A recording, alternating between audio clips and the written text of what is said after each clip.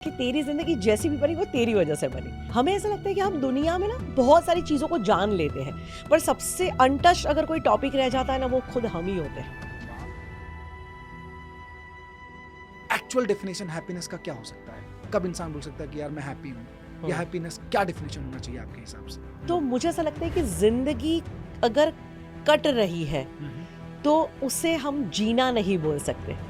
जिंदगी के हर एक पल को जब आप महसूस करते हो, जब अवेयर होते हो, जब दिल में वो कहते हैं ना वो पॉजिटिविटी भरी होती है, दिल में वो एहसास भरा होता है, जब आपको लगता है कि हाँ मैं सच में जिंदा हूँ, तो उसी को आप जिंदगी जीना कह सकते हो। वरना दुनिया आज समय को काट रही है, हम क्या कह रहे हैं, हमारी जिंदगी कट रही है। आप कॉर्पोरेट वर्ल्ड में थी, ऐसा तो क्या आपको लगा कि मुझे हैप्पीनेस कोच बनना है? क्योंकि मुझे ज़िंदगी में बहुत हताशा सा लग रहा था। तो वो फेज़ मेरी ज़िंदगी का था जब मैं खुद डिप्रेशन में गई थी। एंड आज मैं दुनिया को हैप्पीनेस सिखा रही हूँ, पर आप बिलीव नहीं करोगे, मैं खुद डिप्रेशन में थी। डिग्री ले लिया, जॉब कर रही हूँ, अब मैं कहाँ से नया करियर अपनाऊंगी। भगवान की कृपा है, कुछ चमत्कार हुआ, मेरे हाथ में स्वामी विवेकानंद की किताब आई, और जिस किताब के पहले पेज पे उन्होंने लिखा था कि you are the creator of your own destiny. क्या वजह है कि लोग आज जिंदगी जी नहीं रहे हैं, जिंदगी काट रहे हैं? तो नीचे दी गई 5 दवाइयाँ ले लो। अब हर एक को एक इंटरेस्ट आएगा वो 5 दवाई कौन सी है। तो 5 दवाई का टाइटल था, ये 5 दवाई है कुछ सीखने की, वो सीख लो। और वो 5 चीजें जो सीखने के लिए हॉस्पिटल में लिखा हुआ था, सबसे पहला भूलना सीखो। अच्छा। दूसरा था माफ करना सीखो। तीसरा था, डेटा बता रहा है कि आज का यूथ बहुत ज्यादा डिप्रेस्ड है। कई सारे लोगों की आपने काउंसलिंग की, मुलाकातें की, वजह क्या लग रहा है और सॉल्यूशन क्या है? सबसे ज्यादा जो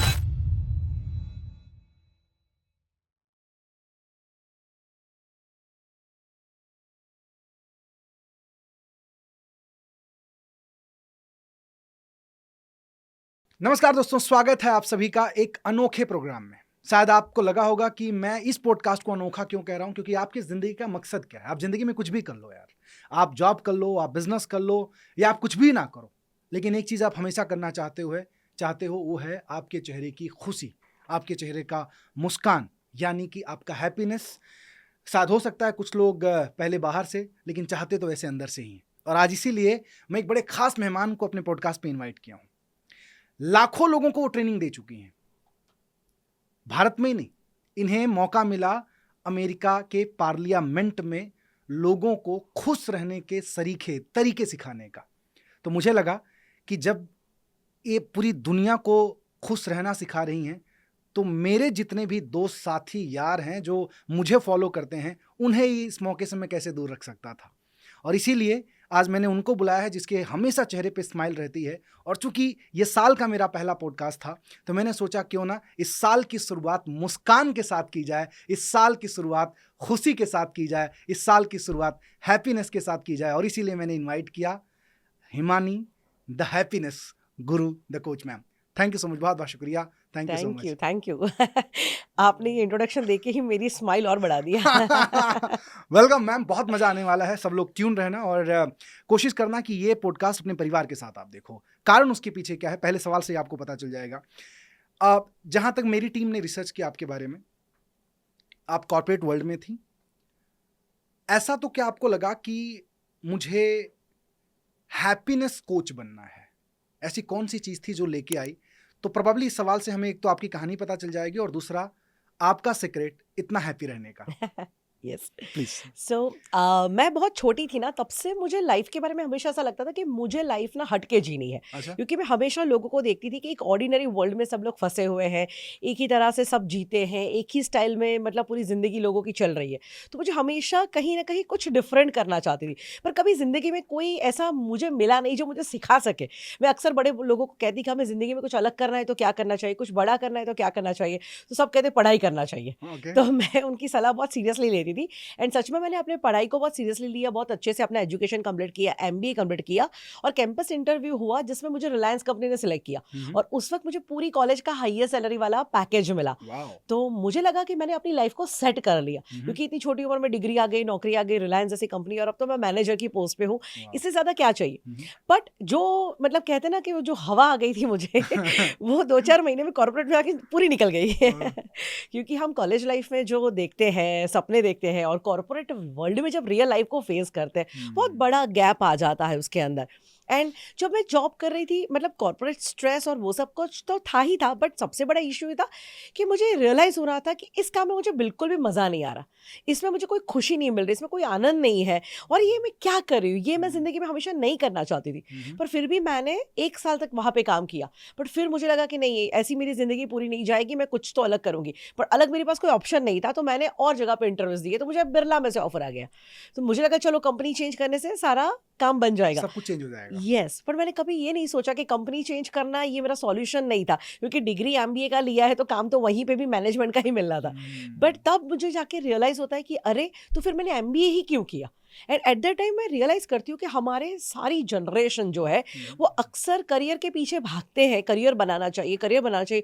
पेरेंट्स भी आजकल बहुत करियर के पीछे, बट करियर कौन से फील्ड में बनाना चाहिए इस बारे में कोई डिस्कशन ही नहीं करता है। तुम्हारा अंदर से इंटरेस्ट क्या है, तुम्हारी टैलेंट क्या है, तुम्हारा पैशन क्या है, तुम्हें किस चीज़ से खुशी मिलती है, ये सारे सब्जेक्ट में हम ज़्यादा रिसर्च नहीं कर पाते।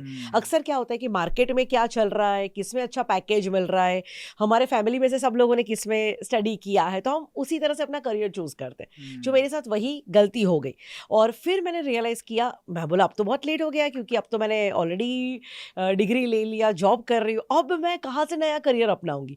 तो वो फेज मेरी जिंदगी का था जब मैं खुद डिप्रेशन में गई थी। एंड आज मैं दुनिया को हैप्पीनेस सिखा रही हूँ, पर आप बिलीव नहीं करोगे, मैं खुद डिप्रेशन में थी, क्योंकि मुझे जिंदगी में बहुत हताशा सा लग रहा था। अच्छा। कि लाइफ में अब आगे पूरा जीवन ऐसे ही जाना है, जिंदगी का कोई मतलब नहीं, मेरे अंदर बहुत नेगेटिव विचार चल रहे थे। तो उस वक्त एक मतलब भगवान की कृपा है, कुछ चमत्कार हुआ, मेरे हाथ में स्वामी विवेकानंद की एक किताब आई, और जिस किताब के पहले पेज पे उन्होंने लिखा था कि you are the creator of your own destiny. Wow. तू ही तेरे भाग्य का विधाता है, तू ही तेरे नसीब का निर्माता है।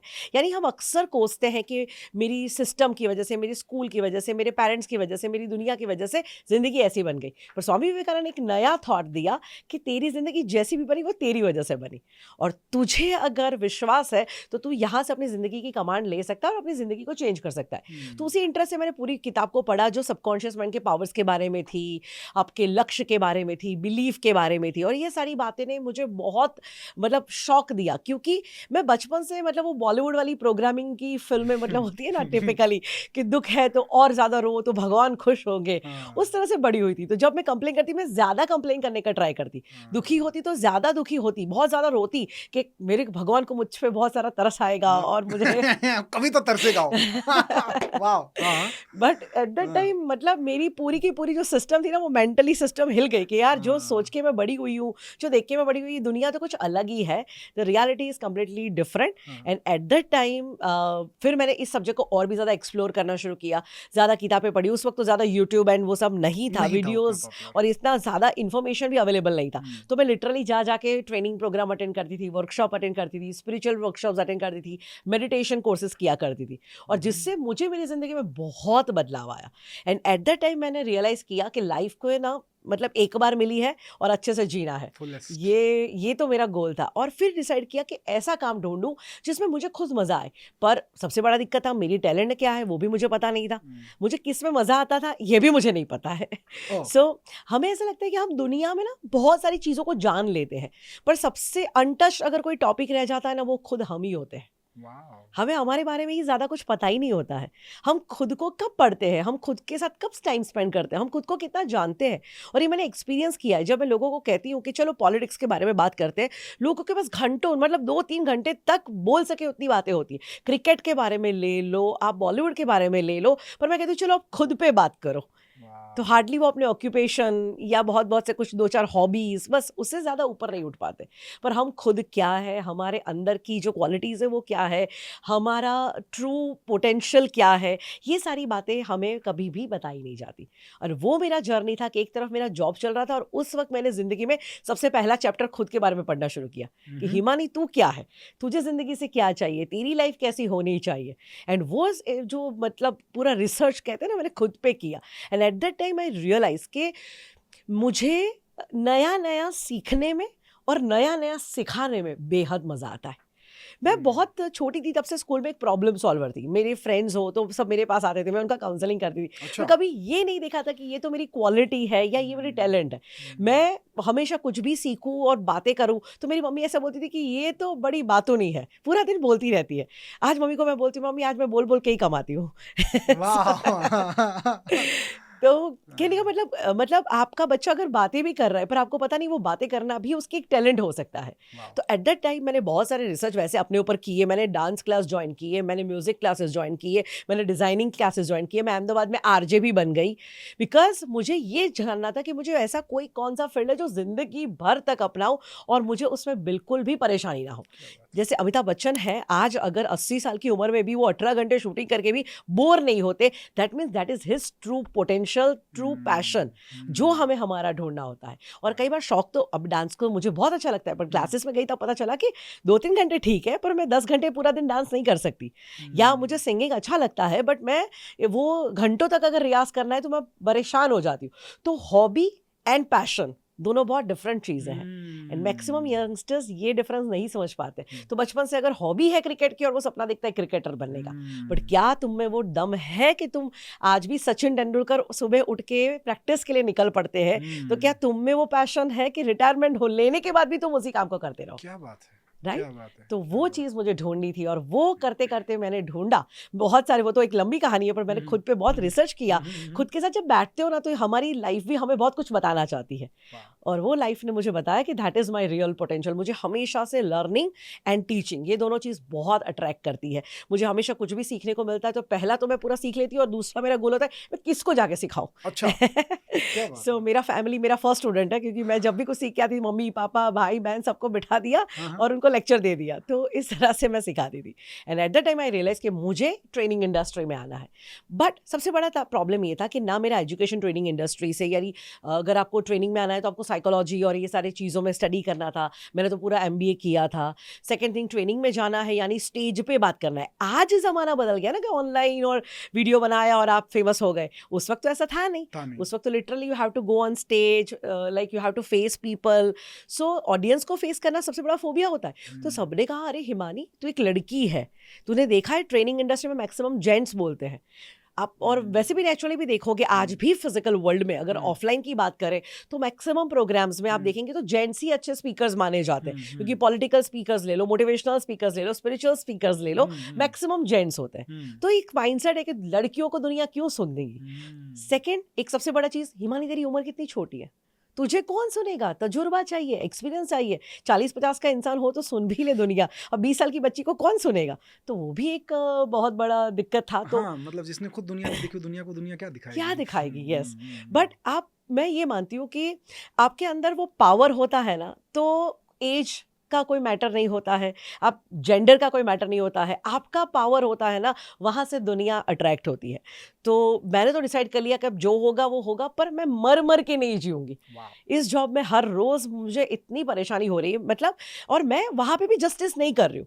मेरी जो पोटेंशियल है, जो मुझे देना चाहिए वो मैं नहीं दे रही थी, वो भी मुझे रियलाइज़ हो रहा था। वो भी मेरी गिल्ट थी कि बिरला वालों का क्या कसूर है कि वो मुझ जैसे लोगों को अपनी कंपनी में रखे, जहाँ पे मैं ही इंटरेस्ट से उनका काम नहीं कर रही हूँ। सो एट द टाइम वो भी होता है कि हम भी कितना इनजस्टिस कर रहे हैं हमारे वर्क के साथ। कई बार हम सिर्फ कंपनीज को कोसते हैं, बॉस को कोसते हैं, पर सच में आप खुद भी देखो आप कितने अच्छे एम्प्लॉय हो, आप कितना अच्छा अपना दे रहे हो। तो वो भी तो बात है ना। तो हमेशा आप देखोगे मीम्स बनेंगे, रील्स बनेगी, तो वो हमेशा कंपनी के खिलाफ, बॉसेस के खिलाफ, बॉस ऐसे होते हैं, ये होता है।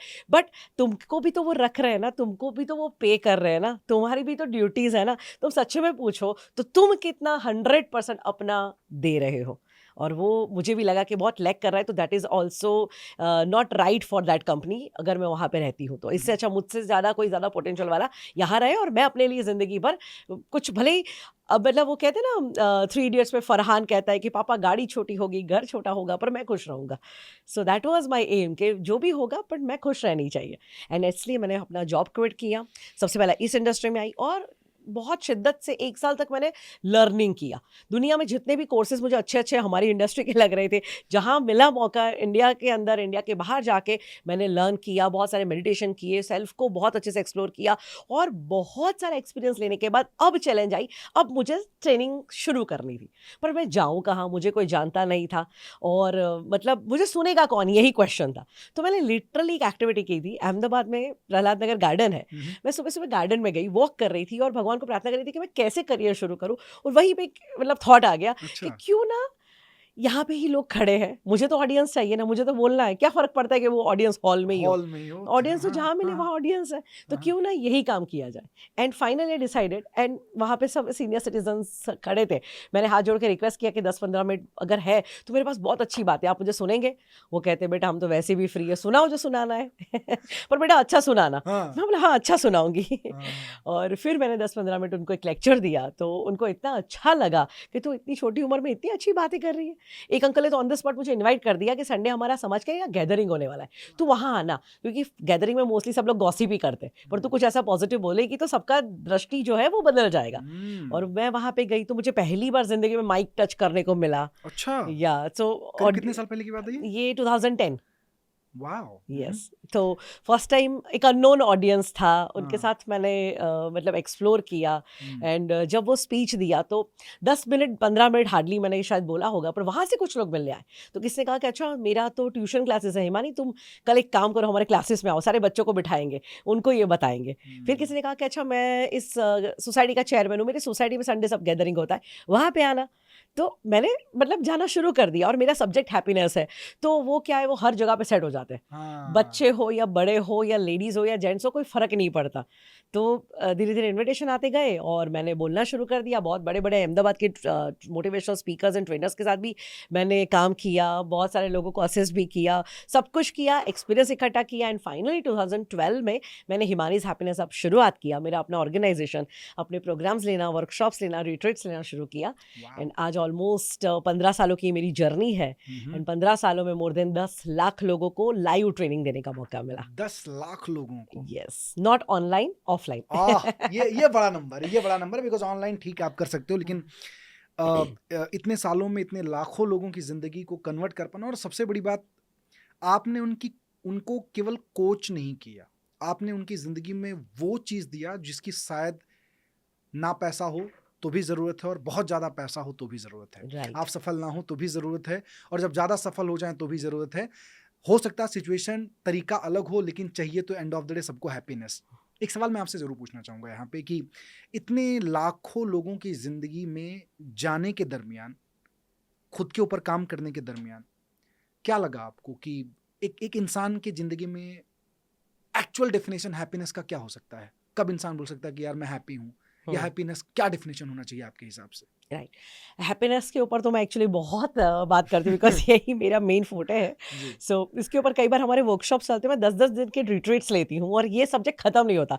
मुझे लगता है कि मतलब हैप्पीनेस इतना बड़ा सब्जेक्ट है और इसके इतने सारे आयाम हैं हाँ। कि वो एक आयाम पे नहीं टिका है। हैप्पीनेस हर आयाम को कनेक्ट करता है, हर लेवल पे कनेक्ट करता है। बट एक सिंपल, अगर बहुत शॉर्ट में, बिकॉज हमें अब बोलते शॉर्टकट वाली ज़िंदगी है, फास्ट फास्ट कुछ बताओ, तो शॉर्टकट में बताऊँ ना, तो मुझे ऐसा लगता है कि ज़िंदगी अगर कट रही है तो उसे हम जीना नहीं बोल सकते।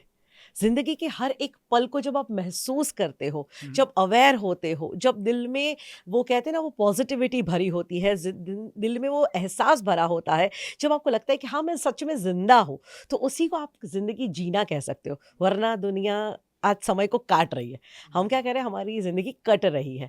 पर ज़िंदगी काटना नहीं है, तुम इस धरती पे ज़िंदगी काटने के लिए नहीं आए हो, तुम्हें भगवान ने ज़िंदगी काटने के लिए नहीं भेजा है, तुम्हें तो भगवान ने ज़िंदगी जीने के लिए भेजा है। और जब हर एक की ज़िंदगी में अगर आप पूछोगे ना, तो ऐसी मोमेंट ज़रूर होती है जिसमें आपको लगता है कि यार मैंने ज़िंदगी जी है। कोई भी ऐसा मोमेंट जो आपके परिवार के साथ हो सकता है, अपने फेवरेट काम के साथ हो सकता है, अपने ऑफिस के वर्क के साथ भी हो सकता है, जहाँ पे आपको सच में दिल में इतना मजा आ गया। कई बार ऐसा होता है कि 10 घंटे काम करके भी इतना आनंद है अंदर, दिल में इतनी खुशी है, दिल में जो पॉजिटिविटी है, वो पल को आपने सच में जिया है, दैट इज हैप्पीनेस। क्योंकि समय चला जाता है, एक वक्त आता है जब हमारा जाने का समय होता है, और तब रियलाइज होता है कि यार जिंदगी मिली थी और जिंदगी जीनी थी, हमने तो पता नहीं कौन से बोझ के तले जिंदगी को काट दिया। तो ये सर्वे है कि इस दुनिया में, और इसके ऊपर किताबें लिखी गई है, तो एक ऑस्ट्रेलियन नर्स ने पूरी किताब रखी है, the 5 regrets of the dying, कि इंसान जब मरता है तो मैक्सिमम इस दुनिया के लोग मरते वक्त एक रिग्रेट के साथ मरते हैं। और उसमें जो रिग्रेट्स, उसमें से सबसे बड़ा रिग्रेट तो ये है कि जिंदगी मैंने जी ही नहीं, मैं जिंदगी जीना भूल गया। तो जिंदगी जीना माने क्या? जब जिंदगी में आप देखो, अगर आपका कोई दिन है जिसमें आप बहुत खुश रहे हो, बहुत एंजॉय किया हो, तो आप क्या कहेंगे? आपने उस दिन को जिया है। पर पूरा दिन अगर आप स्ट्रेस में है, आप नेगेटिव एनर्जी के साथ है, अपसेट है, तो फिर वो समय काट रहे हो आप। तो इस समय को काटने से जिंदगी जीने पे हमें आना पड़ेगा। अब यही सवाल दूसरा मैं आपसे पूछना चाहूंगा। हाँ। कि ये सिक्के का एक पहलू है जो हर इंसान को करना चाहिए, राइट। लेकिन एक्चुअली अगर हम आंकड़ा देखने जाएं तो एक बहुत ज्यादा बड़ा तबका है जो इसके विपरीत है, जो इसके उल्टा है। क्या वजह है कि लोग आज जिंदगी जी नहीं रहे हैं, जिंदगी काट रहे हैं? क्या क्या हो सकता है आपके हिसाब से, या क्या हो रहा है एग्जैक्टली? हाँ, मैं आपको इसके ऊपर एक इंटरेस्टिंग चीज़ बताती हूँ। वैसे तो बहुत सारे एस्पेक्ट्स इसमें टच कर सकते हैं, बट एक एस्पेक्ट बताती हूँ। एक हॉस्पिटल के बाहर एक अच्छा सा बोर्ड लिखा था, और बोर्ड पे लिखा था कि अगर इस हॉस्पिटल में वापस नहीं आना चाहते हो तो नीचे दी गई 5 दवाइयाँ ले लो। अच्छा, इस हॉस्पिटल के अंदर वापस नहीं आना चाहते हो तो नीचे दी गई 5 दवाइयाँ ले लो। अब हर एक को एक इंटरेस्ट आएगा, वो 5 दवाई कौन सी है? तो 5 दवाई का टाइटल था, ये 5 दवाई है कुछ सीखने की, वो सीख लो। और वो 5 चीजें जो सीखने के लिए हॉस्पिटल में लिखा हुआ था, सबसे पहला, भूलना सीखो। अच्छा। दूसरा था, माफ करना सीखो। तीसरा था, छोड़ना सीखो। चौथा था, देना सीखो। और 5वां था, हंसना सीखो। वाओ। तो जिंदगी को जीना है तो सबसे पहला तो भूलना सीखो। आज आप बहुत बड़ा वर्ग जो है, आप उसको स्ट्रेस में और डिप्रेशन में देख रहे हैं, उसका कारण है उन्होंने जो पास्ट है, जो हो गया, उसको भुला नहीं पा रहे। हम छोटे थे तब हम कंप्लेन करते थे कि हम सब कुछ भूल क्यों जाते हैं। अब बड़े लोग कंप्लेन करते हैं कि हम सब कुछ भूल क्यों नहीं पा रहे। हम सब याद रखते हैं, राइट? तो छोटी छोटी बातों को, जो अनवांटेड चीजें हैं, उसे भुलाना शुरू करो। दूसरा था, माफ करना। बहुत ज़रूरी होता है। कई बार कोई इंसान हमारे साथ बुरा बर्ताव कर ही देता है, वो साथ बात सही, शायद आप सही भी हो, बट जब आप उसको अपने अंदर रखते हो, उसे माफ़ नहीं करते, तो आप सोचो उस इंसान का कुछ नहीं बिगड़ता, वो जहर आप ही के शरीर में पैदा होता है। और जब आप किसी को माफ़ नहीं करते, आपके शरीर में नफ़रत नाम का जहर पैदा होता है। और कहते हैं नफ़रत अगर ज़्यादा बढ़ जाए तो वो आपके शरीर में कैंसर पैदा कर सकती है। वाओ। सो छोटी छोटी बातों पे बहुत सारे डिसीज के कारण इसी में है कि लोग माफ नहीं कर पाते। तो माफ करना शुरू करो। फिर आता है, छोड़ना शुरू करो। बहुत इंपॉर्टेंट है, लेट गो। लोग अपने ईगो पे अड़े रहते हैं सालों सालों। कई बार हमने देखा है घर में भाई ने बात नहीं करी है, बाप बेटे ने बात नहीं करी है। क्यों? क्योंकि ईगो पे अड़े हैं, कोई अपनी बात छोड़ना ही नहीं चाहता। पर जब आप अपनी बात को छोड़ के सामने अगर आपका किसी इंसान का दिल जीत सकते हो, उस रिश्ते को जीत सकते हो, तो क्यों उस बात को आपको पकड़ना है? अगर आपके ईगो की प्राइस किसी का प्यार मिल सकता है तो जाने दो ना इस ईगो को और छोड़ दो चीजों को।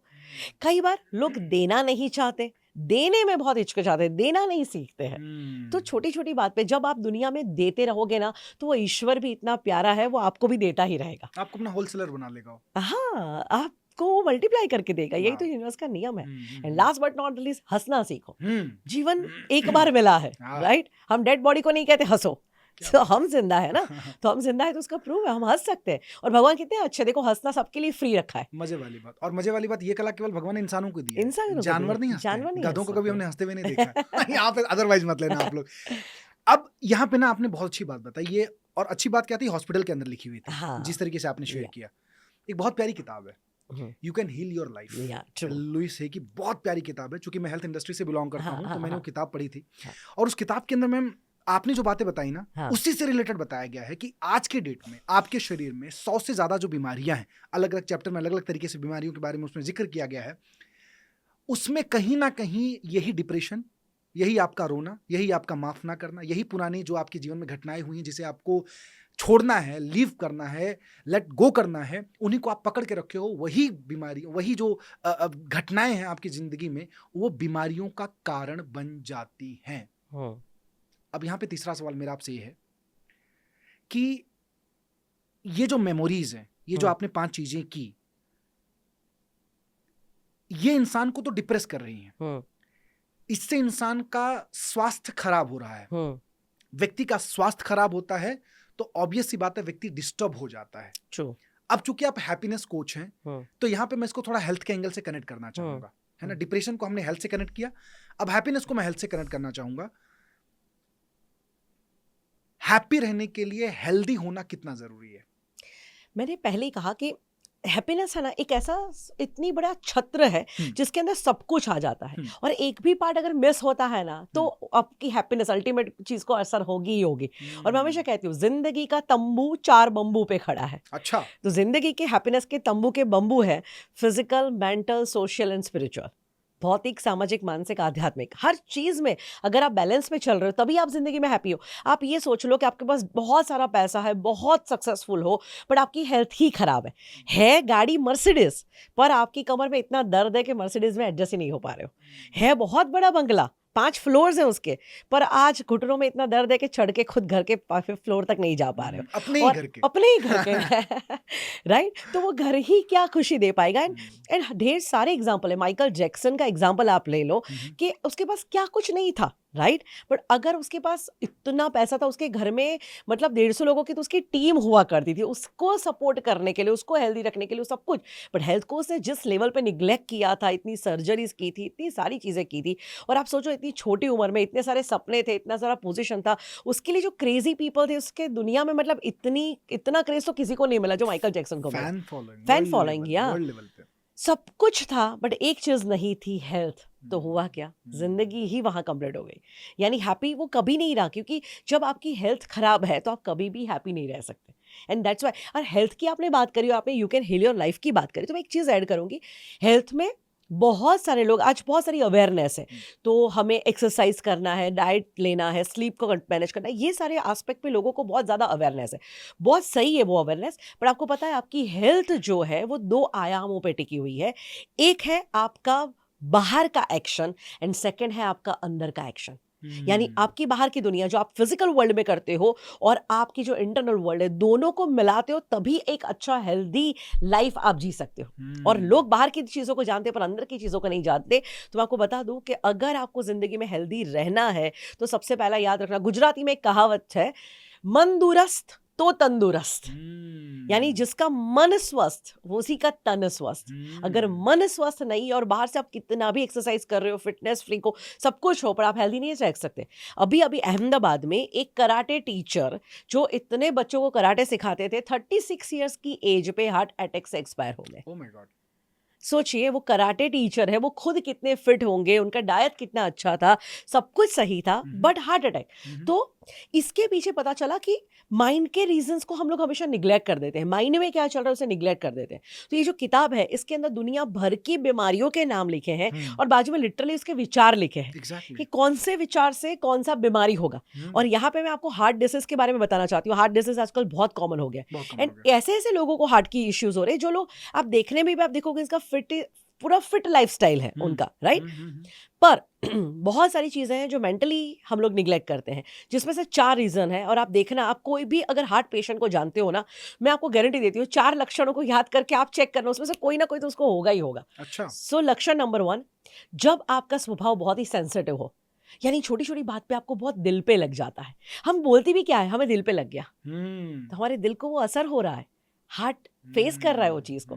जब आप छोटी छोटी बात को दिल पे लगा लेते हो, बुरा लग जाता है, अपसेट हो जाते हो, बुरा मान जाते हो, तो जो लोग सेंसिटिव होते हैं।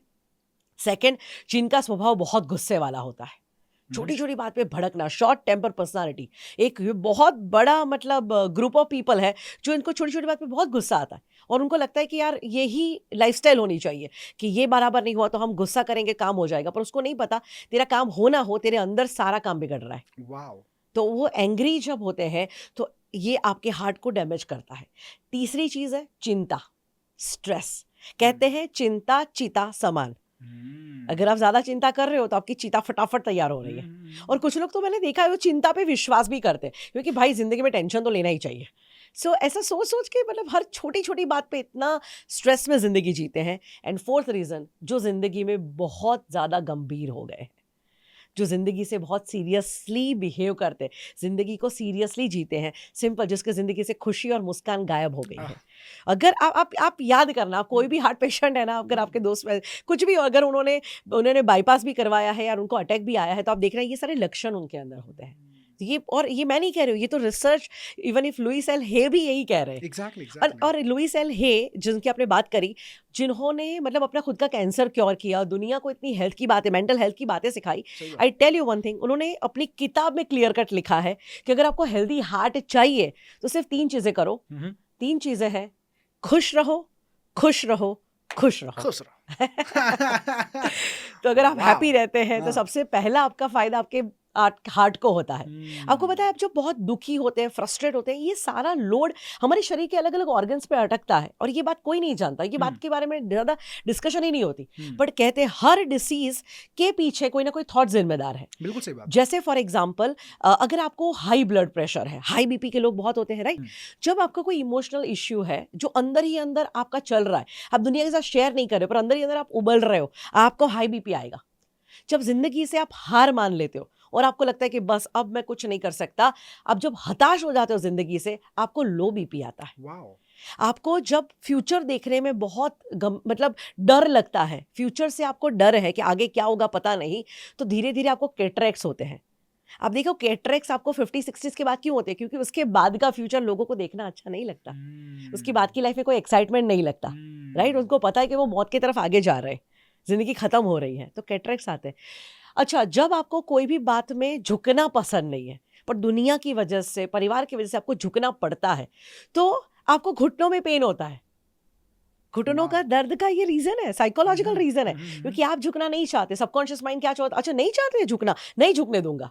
वो लुब्रिकेंट्स खत्म करता है, अपने घुटनों को स्टिफ कर देता है। पर उसको, बुद्धू को ये नहीं पता कि मुझे जिंदगी की परिस्थितियों में नहीं झुकना, बॉडी से कोई बदला नहीं लेना है, पर आपका माइंड आपके साथ बदला ले लेता है। तो ये हर एक डिसीज आपके कहीं ना कहीं थॉट्स के साथ जुड़ा हुआ है, माइंडसेट के साथ जुड़ा है।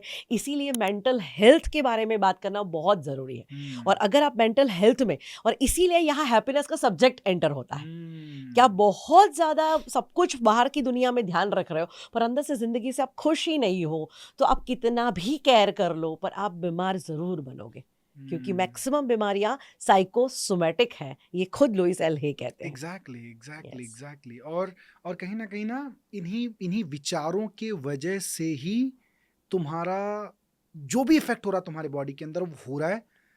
और तकलीफ ये है हमारी कि जब बढ़ जाता है कई हद तक, तब तुम्हें रियलाइज होता है कि तुम्हें ये चीज हो चुका है। True. लेकिन अगर उसके सोर्स में जाके देखो तो आपको पता चलेगा कि इसको दुनिया ने नहीं पैदा किया है, इसको आपके विचारों ने पैदा किया है।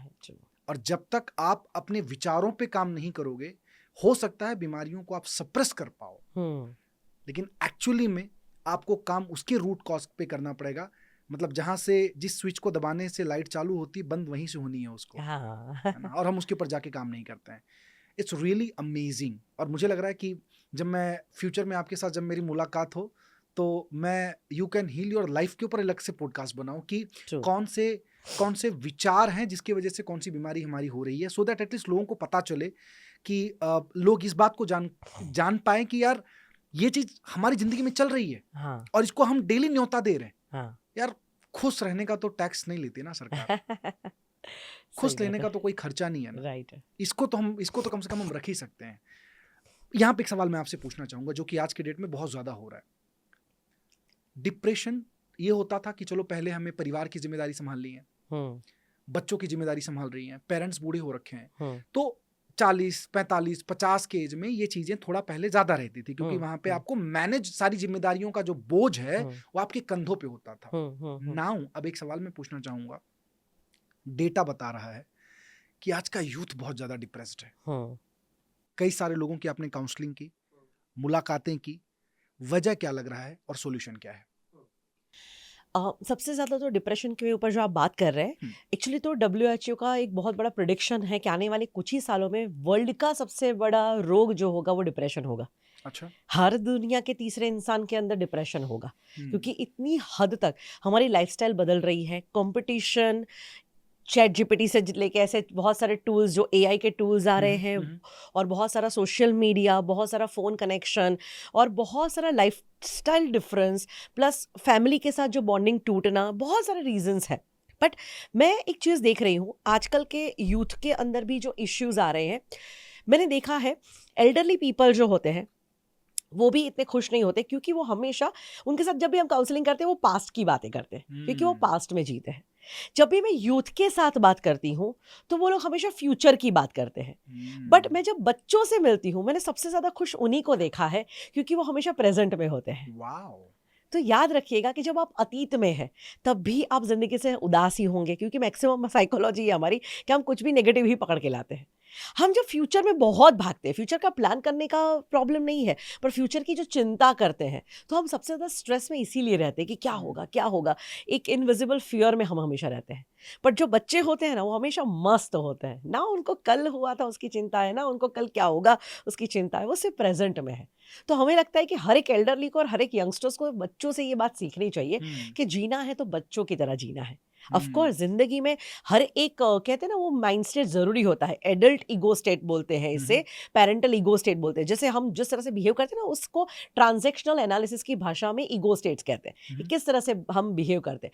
पर अगर जिंदगी में खुश रहना है तो हमें चाइल्ड ईगो स्टेट से बात करनी चाहिए, जिंदगी चाइल्ड ईगो स्टेट से जीनी चाहिए, यानी बच्चों की तरह जीनी चाहिए, उस मोमेंट में रहना चाहिए। अब मैं एक चीज़ ये भी देख रही हूँ कि आजकल का जो यूथ है, उसके उसके बहुत सारे प्लस भी हैं, बहुत सारे माइनस भी हैं। तो हम लोग माइनस की डिस्कशन नहीं करते, उनके प्लस की बात करते हैं। प्लस में बात करेंगे तो आजकल की जो जनरेशन है वो बहुत फास्ट है, बहुत अच्छे से सब कुछ ग्रैब कर रही है, टेक्नोलॉजी के साथ आगे बढ़ रही है। बट एक चीज़ जो उनकी मिसिंग है वो है उनका खुद की सेल्फ के साथ का कनेक्शन। राइट, अगेन यहाँ पे बात सेल्फ की ही आ जाती है, जो मैं हमेशा मानती हूँ, बिकॉज मैं स्वामी विवेकानंद को अपना रोल मॉडल मानती हूँ। मैं उनसे बहुत इंस्पायर होती हूँ, उनके थॉट्स मुझे बहुत इंस्पायर करते हैं। और स्वामी विवेकानंद ने एक बहुत अच्छी बात कही है कि your soul is your best teacher. इस दुनिया में तुमको तुमसे ज्यादा अच्छा और कोई नहीं सिखा सकता। बट सबसे बढ़िया प्रॉब्लम, मतलब सबसे बड़ा प्रॉब्लम तो यही है कि मैक्सिमम इस दुनिया के लोग वो सोल नाम के टीचर को मिलते ही नहीं है। और सोल नाम के टीचर को मिलना यानी बाहर की जर्नी बंद करके थोड़ा सा अपने अंदर की जर्नी में उतरना, खुद को जानना, खुद को तराशना, खुद को पहचानना, खुद के साथ बैठना। आजकल मैं जब लोगों को कहती हूँ कि खुद के साथ टाइम स्पेंड करो, तो वो हमेशा करते हैं, पर हाथ में वो छोटा सा इंस्ट्रूमेंट लेके करते हैं। So that is not the real time spend. आपको खुद के साथ भी बैठना बहुत ज़रूरी है। एंड देखो, प्रॉब्लम है ना, आजकल के ज़माने में है ऐसा नहीं है, सदियों से प्रॉब्लम्स तो आ ही रहे हैं। आप कृष्ण भगवान की ज़िंदगी की स्टोरी भी अगर सुनेंगे तो प्रॉब्लम तो कृष्ण भगवान के जीवन को भी थे, पैदा होते ही थी। हाँ, पैदा होते ही थे। मतलब आप कृष्ण भगवान की लाइफ को ले लीजिए, तो उस ज़माने में आप सोचो कितना बड़ा पॉलिटिक्स, खुद के मामा ही आपकी जान के मतलब दुश्मन बन जाते हैं, सोचिए। तो आप देखिए, मतलब कृष्ण भगवान का जन्म जेल में हुआ, जेल में होने के बाद सबसे प्यारी होती है माँ, उससे वो अलग हो गए। और उसके बाद उनका अगर आप बचपन भी देखोगे तो बचपन हमेशा एक सेफ जोन होना चाहिए, उसकी जगह पे ये तो युद्ध ही लड़ रहे हैं, क्योंकि अब ये राक्षस आएगा, अब ये राक्षस आएगा, राइट। अपने मामा का वध करना पड़ा, अपनों को छोड़ना पड़ा, प्यारी सी राधा जो फर्स्ट लव होता है हमारा, लाइफ का सबसे इंपॉर्टेंट चीज़ होता है, उसको छोड़ना पड़ा। यानी ब्रेकअप, आज की भाषा में बात करें तो अब आजकल के यंगस्टर्स को आप देखेंगे, ब्रेकअप होता है तो वो देवदास बन जाते हैं, नशा करते हैं, डिप्रेस हो जाते हैं। तो कृष्ण भगवान का भी ब्रेकअप हुआ था, अगर आज के यंगस्टर्स की भाषा में बात करें तो। बट आप कृष्ण को देखो तो Krishna is a God of celebration. हमेशा उनको देख के एक सेलिब्रेशन का ही मोमेंट आता है, क्योंकि कृष्ण भगवान के जीवन में बहुत कुछ छूटा। जन्म होते ही माँ छूटी, पिता छूटे, नंद छूटे, यशोदा छूटे, सब छूटे, मित्र छूटे, साथी छूटे, राधा छूटे, पर एक ही चीज नहीं छूट पाई और वो थी उनकी मुस्कान। वाह, बहुत सुंदर। कभी भी आप देखो उनके चेहरे की जो डिवाइन फीलिंग्स है वो नहीं छूटी, उनके अंदर की दिल की पॉजिटिविटी नहीं छूटी, उनके डिवाइन वाइब्स नहीं छूटे और उनकी खुशी, उनकी स्माइल नहीं छूटी। तो इसीलिए सब कुछ छूट जाए फिर भी खुश कैसे रहना है, तो आई फील कृष्ण भगवान को रोल मॉडल बना लो। क्या बात है। तो आजकल के यंगस्टर्स को भी ये देखना चाहिए कि वो तो भगवान थे और फिर भी अगर उन्होंने सारे प्रॉब्लम फेस करके भी अगर वो जिंदगी को जिए हैं, मुस्कुराए हैं, खुश रहे हैं, तो हम तो इंसान हैं। अच्छी बात। और ये जितने भी यूथ अगर इस बात को सुन रहे हैं तो आप सबके लिए ये है कि it's not just because madam का एग्जाम्पल है कि आप स्पिरिचुअल बन जाओ, आप कपड़े पहन के हिमालय निकल जाओ, लेकिन अपनी ज़िंदगी में आप रोल मॉडल भी किसे मानते हो, आप जिसकी तरह बनना चाहते हो, अगर आप उन्हें फॉलो करना चालू करोगे तो ऑब्वियस सी बात है उनके गुण, उनके विचार हमारे अंदर चालू हो जाएगी। और यहाँ पे मैं किसी उड का, चाहे बॉलीवुड हो टॉलीवुड हो, इसका मैं किसी का विरोध नहीं करता, लेकिन एक चीज़ हमारे लिए ज़रूर जानना जरूरी है कि हम उन्हें फॉलो कर रहे हैं जो कलाकार हैं, जो असली आकार हमारे जीवन को दे सकते हैं, हम उन्हें नहीं फॉलो कर पाते। बहुत बहुत अच्छा आपने एग्जाम्पल दिया और मुझे लग रहा है कि शायद बहुत सारे लोग इस बात को जान पाएंगे कि इतने सारी चीज़ें छूटने के बाद भी वो जीवन के हर युद्ध को जीते गए और केवल जीते नहीं, उनके साथ जो लोग थे उन्हें जिताते भी गए। तो ये हमें सीखने की ज़रूरत है। और शायद हम 2-4 चीज़ों से डिप्रेस हो जाते हैं, उसे हमें डिप्रेस नहीं होना चाहिए। अब मैं चाहूँगा यहाँ पे अगर एक स्ट्रांग मैसेज आप देना चाहते हो आज के खास तौर पे जेनजी को, क्या होगा हिमानी मैम की तरफ से? Gen Z, okay. सबसे पहला तो ये जो जनरेशन है उसके ऊपर सबसे ज़्यादा बात हो रही है। मुझे याद है हम जब मिलेनियल्स थे तो हमारी बात नहीं होती थी। आज जेनजी की बहुत बात होती है ऑफ कोर्स। और लोग जेनजी को बहुत अलग भी मानते हैं, ऐसा नहीं है। जेनजी जनरेशन का सबसे प्योर, मतलब सबसे सुंदर बात जो मुझे लगती है ना, ये बहुत प्योर जनरेशन है। मुझे लेस पॉलिटिकल लगती है। जो मतलब बोलते हैं ना, षड्यंत्र करने वाले लोग, बदला लेने वाले लोग, ये एक जनरेशन हमने देखी है। बट ये जो जेनजी को आप देखते हैं ना, मैं मिलती हूँ तो मुझे लगता है कि बड़े इनोसेंट से हैं, बड़े प्यारे से हैं ये बच्चे। बट खाली ये है कि ये लोग है ना कहीं भटक गए हैं लाइफ में। क्योंकि जो मतलब मिलेनियल्स के साथ एक पॉजिटिव पॉइंट ये रहा कि मिलेनियल्स को वो ज़माना और वो दौर भी देखने को मिला जब सोशल मीडिया नहीं था, मोबाइल के बगैर जिंदगी जीते थे। उनको ये दौर भी मिला कि गूगल मैप ना हो फिर भी कोई डेस्टिनेशन पे कैसे पहुंचा जाए, राइट? आपको कैलकुलेटर नहीं होता था फिर भी हम कुछ ना कुछ जुगाड़ कर लेते थे। हमारे पास वो मोबाइल पे तो डिक्शनरी नहीं होती थी, तो हम फिजिकल डिक्शनरी से भी ढूंढ लेते थे। तो जो मिलेनियल्स को मिला या उसके पहले की जनरेशन को मिला कि कोई भी प्रॉब्लम होता था तो उसके सॉल्यूशन के लिए बहुत एफर्ट्स लगानी पड़ती थी। जेनजी बेचारे, उनको कसूर नहीं है, पर वो जब जन्मे तब से टेक्नोलॉजी इतनी हैवी उनके ऊपर आ गई कि अब देखो, अब बच्चों को पहले से, मतलब कोविड का टाइम आया तो स्कूल से उनको लैपटॉप दे दिया गया, मोबाइल दे दिया गया, वो लोग बहुत डिपेंडेंट हो गए इस चीज़ पे। तो अब मैंने उनको ये दिक्कत देखी है कि जब उनके साथ कोई चैलेंज आती है और अगर आप उनके पास मोबाइल ले लो तो वो अटक जाते हैं कि मोबाइल नहीं है तो अगर ये रेसिपी मुझे बनानी है तो मैं कैसे बनाऊंगा, ये चीज़ मुझे रिपेयर करनी है, पर अगर मैं यूट्यूब पे उसका ट्यूटोरियल नहीं देखूंगा तो मैं कैसे करूंगा, राइट? तो वो कई चीज़ों में उनका जो एक्सप्लोर होना चाहिए था उस जनरेशन को, वो नहीं हो पाए। और जेनजी के लिए मतलब ये प्लस तो है ही है कि वो टेक्नोलॉजी में बहुत मास्टर्स हैं, टेक्नोलॉजी उनके साथ भी है। बट मैं उनको ये कहूँगी कि ज़िंदगी को थोड़ा सा रॉ स्वरूप में भी जी के वो लोग ट्राई करके देखें। थोड़ा सा रॉ वर्ल्ड, थोड़ा सा ऐसे एक्सपेरिमेंट करो। जैसे मैं अपने वर्कशॉप्स करवाती हूँ, अपने रिट्रीट्स करवाती हूँ, और रिट्रीट में लिटरल हम ये एक्सपीरियंस करवाते हैं कि हर प्रॉब्लम को खुद से कैसे सॉल्व करना और थोड़ा सा इतिहास के रूप में जाके ज़िंदगी को जीना। जैसे एग्जाम्पल, हमारा एक लोनावला में रिट्रीट होता है साल में एक बार। तो उस रिट्रीट में 5 दिन के लिए लोग हमारे साथ आते हैं और सबसे पहला काम उसमें ये करना है कि आप जब मेरे रिट्रीट में आओगे, आप पहला मुझे अपना फ़ोन, अपना लैपटॉप, अपने सारे इलेक्ट्रॉनिक गैजेट्स दे दोगे, बाद में ही रिट्रीट में एंट्री मिलेगा। सो कंप्लीट डिजिटल फास्टिंग, यानी डिजिटल उपवास जिसे हम कहते हैं। आप खाने का उपवास तो कर लेते हैं पर जिंदगी में आपने डिजिटल उपवास नहीं किया। तो बहुत लोग दिक्कत में आ जाते हैं, अरे मोबाइल नहीं होगा, मैं टाइम कैसे देखूंगा, मैं अलार्म कैसे लगाऊंगा, मैं फोटो कैसे खींचूंगा, बहुत सारी दिक्कत, मतलब हर चीज़ में। और वो एक होता है ना कि हमको 1-2 घंटे हुए नहीं कि हमें उसको टच कर लेना है, क्या हुआ, क्या अपडेट है, क्या है, ये है। तो पहले दिन तो सब लोग बड़े जैसे नशे वाले इंसान से नशा छीन लिया जाता है, ऐसे हो जाते हैं। बट धीरे धीरे जब वो उनसे छूट जाते हैं, उनसे दूर चले जाते हैं, फिर हर चीज़ के वो सॉल्यूशन ढूंढते हैं। अच्छा ये नहीं है तो मैं ऐसे करूंगा। ये बॉन्डिंग बनता है कि हमारे ग्रुप में, अरे मैं जल्दी उठ जाता हूँ तो बोले तुम मुझे भी उठा देना। तो वो हर सुबह जाके सबके डोर नॉक कर रहा है। वो जुगाड़ तुम ढूंढो, हम नहीं सॉल्यूशन देंगे, तुम ढूंढो कि तुम कैसे उठोगे। तो एक उठना भी उनके लिए एक चैलेंज हो जाता है, उसमें भी वो लोग सॉल्यूशन ढूंढ लेते हैं। और आप पता नहीं चलता, 5 दिन ऐसे बीत जाते हैं। हम घूमने जाते हैं, हम ट्रैक पे जाते हैं, हम माउंटेन्स में जाते हैं और बिना कैमरा के एक फोटो नहीं खींचते। बिना कैमरा के, मतलब किसी को अलाउड नहीं। हमारी टीम आपके लिए खींचेगी पर आप नहीं खींचोगे। और तब उनको रियलाइज होता है कि यार हमने नेचर को कभी इस नज़र से देखा ही नहीं। खास करके यंगस्टर्स, क्योंकि वो जब जन्मे तब से उनके हाथ में मोबाइल था, उनके हाथ में कैमरा था। तो उन्होंने कहा कि सच में हमने हमेशा फोटो लिया है पर माइंड से कभी नेचर को ऑब्जर्व ही नहीं किया। मेंटली अगर वो जगह पूछेंगे, याद नहीं, यहाँ फोटो में है। तो हम लोग उनको सिखाते हैं कि फोटो में कैप्चर मत करो, माइंड में कैप्चर करो। तो तब वो कहते हैं कि अरे पानी का कलर ऐसा भी हो सकता है, अरे पत्ते ऐसे भी सुंदर हो सकते हैं, हर पत्ते में नया शेप है, हर फूल अलग है, इसकी स्मेल, ये सब कुछ ऑब्जर्व करते हैं। उनकी 5 सेंस खुल जाती है, विजुअली एक्टिव हो जाते हैं, ऑडिटरीली उनको अलग अलग बर्ड के साउंड सुनाई देते हैं। वरना अगर हाथ में फ़ोन है तो लगता है कि चलो मैं एक स्टोरी बना लेता हूँ, थोड़ा लाइव कर देता हूँ, घर वालों को वीडियो कॉल कर देता हूँ। तो ये सारे एक्सपीरियंस जब वो लोग करते हैं और ज़िंदगी में, मतलब 5th डे पे तो उनको खुद को हमें याद दिलाना पड़ता है कि मोबाइल नाम की चीज़ है, लेके जाना। तो वो एक जो एक्सपीरियंस होता है, ये हम खास करवाते हैं। तो तब हमने देखा है कि मोबाइल के मैं बिल्कुल खिलाफ नहीं हूँ, मेरा खुद का काम उसके ऊपर चलता है, ये बहुत बड़ा वरदान है। बहुत बड़ा वरदान है। पर बहुत अच्छा कहा गया है कि चाणक्य को किसी ने पूछा कि ज़हर क्या होता है? उन्होंने बहुत अच्छा कहा था कि जो भी चीज़ अति की मात्रा में हो जाए वो सब ज़हर है। किसी भी चीज का हद से बढ़ जाना तबाही की निशानी तबाही है। की निशानी है। और हमारी जेनजी जनरेशन से मेरी बहुत हम्म, सिंपैथी, बिकॉज वो, क्योंकि वो ब्रॉट अप ही ऐसे हुए कि वो इसके साथ इतने फंस गए, इतने साथ उलझ गए, अब उनकी लाइफ ही ऐसी जुड़ गई कि उनको ये वर्ल्ड कैसा एग्जिस्ट करता है, ये दुनिया कैसी होगी, जो जहाँ पे फ़ोन ही एग्जिस्ट नहीं करते थे, वो उनको कभी एक्सपीरियंस ही नहीं मिला है।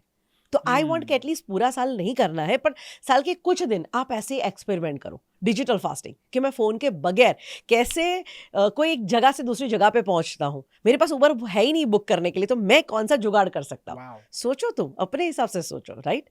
तो एक अलग ही एक्सपीरियंस हम लोग ऐसा ट्राई करते रहते हैं, खास करके यंगस्टर्स की हमारी कई बार रिट्रीट होती, कॉलेज से, स्कूल से, टीचर्स के साथ हमारी रिट्रीट होती, तो हमने उनको ये सारे एक्सपीरियंस करवाने होते हैं, जहाँ पे उनके हर आयाम खुलते हैं, प्रॉब्लम सॉल्विंग एबिलिटीज उनकी बढ़ती है, और वो लोग नई जिंदगी को, मतलब एक अलग ही, इसी जिंदगी को जीते हुए कुछ नया ही चैप्टर अपने जीवन में एक्सपीरियंस करते लवली। हैं। यहाँ पे मैं चाहूंगा कि अगर आपके कांटेक्ट में इस तरीके के यंगस्टर्स हैं और होंगे ही शायद, तो आप उनको ये ज़रूर शेयर करना, क्योंकि मैं चाहता हूँ कि मैडम ये जो बताना चाह रही हैं यूथ को, रियली में मेरे दोस्तों आज की डेट में बहुत ज़्यादा ज़रूरी है। Technological advancement, it's really a great blessing for all of us, लेकिन कहीं ये ब्लेसिंग भस्मासुर की तरह श्राप तो नहीं बन रहा है? भस्मासुर, आपने शायद कहानी सुनी होगी मैडम। भस्मासुर को भगवान शंकर ने आशीर्वाद दिया। उसने बोला कि मेरे को ऐसा वरदान जो किसी के पास ना हो। तो उन्होंने बोला कि ठीक है, अगर तुम चाहते हो तुमसे कोई ना जीते, जो भी तुम्हारे पास आएगा उसको छुओगे, उसके सर पे हाथ रखोगे, वो जल जाएगा। तो उसने बोला अच्छा, एक काम करता हूँ, मैं चेक कर लेता हूँ कि तुमने जो आशीर्वाद दिया वो काम भी कर रहा है नहीं कर रहा है। तो इस चक्कर में भगवान शंकर के ऊपर उसने हाथ रख के तो मुझे आपने जब बताया तो मुझे दिमाग में वो स्टोरी याद आ रही थी जो मेरे दादी जी ने सुनाई थी। तो वो गया जो है भगवान शंकर भागने लगे, लो पागल होगा, मैं तेरे को आशीर्वाद दे रहा हूँ तो इसको ही मेरे श्राप की तरह यूज कर रहा है। तो वहां पे जो है भगवान शंकर ने विष्णु जी से प्रार्थना किया और उन्होंने जो है एक मोहिनी का रूप धारण किया, और फिर उन्होंने उनके साथ जो है उनको देखा तो नृत्य करना चालू किया। वो जैसे जैसे नृत्य करता था तो वहाँ पे जो टेलीपैथी सिस्टम होती थी उसके मुताबिक उन्होंने बोला ठीक है, मैं जो स्टेप करूँगी वो तुम्हें करना। भगवान श्री कृष्ण ने जो है, भगवान विष्णु ने माया का रूप धारण किया था, मोहिनी का रूप धारण किया, और फिर वही चीज़ जो उसके लिए आशीर्वाद था, नृत्य करते करते करते करते उन्होंने सर पे अपने हाथ रखा, भस्मासुर ने अपने सर पे हाथ रखा और भस्म हो गया। तो आप जब एग्जाम्पल दे रहे थे तो मैं कनेक्ट कर पा रहा था उस चीज़ को कि कहीं ना कहीं ये जो टेक्नोलॉजी है ये हमारे लिए आशीर्वाद है अगर आप इसका सही से इस्तेमाल करो तो। लेकिन आज कहीं ना कहीं डिप्रेशन का कारण किसी भी चीज़ का सही इस्तेमाल करना नहीं, गलत इस्तेमाल करना होता है, और 100% कंप्लेन उसके ऊपर आपकी डिपेंडेंसी हो जाती है। एक और मैं दाखिला आपको देना चाहूँगा। रियली में मैंने ये देखा, एक बच्चा गाड़ी ड्राइव कर रहा था, ही वॉज क्वाइट यंग, करीब 20-21 साल थी, शायद पेरेंट्स की कार होगी। गाड़ी उसकी ठुक गई, लग गई सामने, अब जाके एक दीवार पे टकराया। वो, यू वोंट बिलीव, आजू बाजू लोग थे, खड़े थे लोग, लेकिन वो बच्चा चैट जीपीटी से पूछ रहा है कि मेरी गाड़ी है, मैं यहाँ पे ठुक गया, मैं क्या करूं? And I was really shocked. तो मतलब हम इतने ज़्यादा, खासतौर पे आज के जो यूथ है, इतने ज़्यादा डिपेंडेंट हो गए हैं इस चीज़ के ऊपर।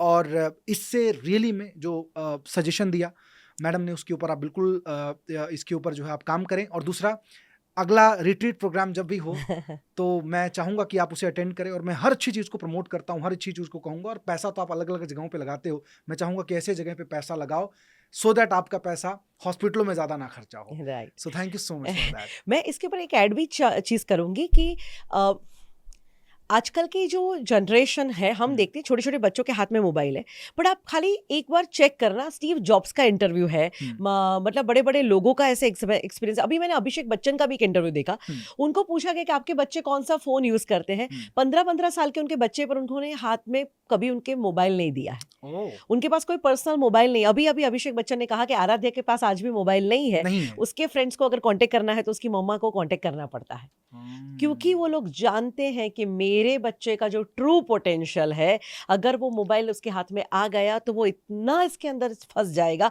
शायद टेक्नोलॉजिकली वो डेवलप होगा, बाकी के आयाम जो है वो सारे डेवलप होना रुक जाएगा। इसलिए जो इंटेलिजेंट पेरेंट्स है, जो टॉप पे बैठे हुए पेरेंट्स है, वो कभी जो सबसे बेस्ट फोन अफोर्ड कर सकते हैं अपने बच्चे के लिए, वही अपने बच्चे के हाथ में फोन देते तक नहीं है।